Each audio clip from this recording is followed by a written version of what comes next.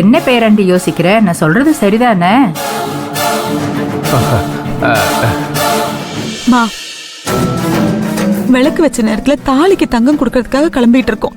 இப்ப போய் இப்படி கண்ணாடி விழுந்து உடைஞ்சதுன்னா அதை எப்படிமா சாதாரணமா எடுத்துக்க முடியும்?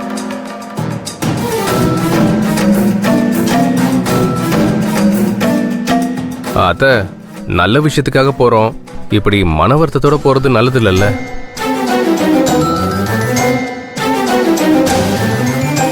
ஐயோ, அப்படியெல்லாம் ஒண்ணும் இல்ல மாப்ள. யாருக்கும் மன வருத்தம்லாம் ஒண்ணும் இல்ல.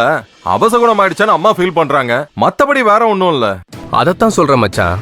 நம்ம நிறைஞ்ச மனசோட போகணும். அப்பதானே நல்லா இருக்கும். அதை விட்டுட்டு நம்ம மனசுல ஒண்ணு நினைச்சிட்டு போறது நல்லது இல்லல்ல.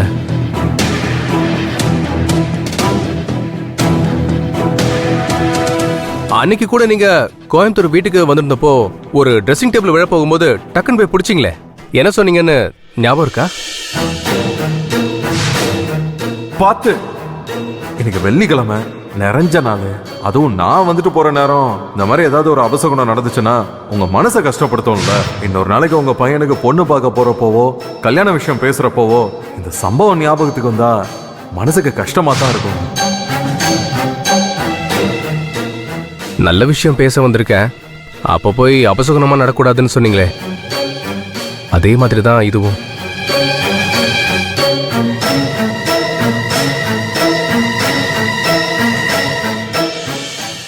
ஆமா ஆமா, எனக்கும் நீங்க சொல்றதுதான் சரின்னு தோணுது மாப்பிள்ள. அத்தைக்கு ஒரு விஷயம் அப்படி தோணுச்சுன்னா அதுக்கப்புறம் அதை பத்தி யோசிக்கவே கூடாது.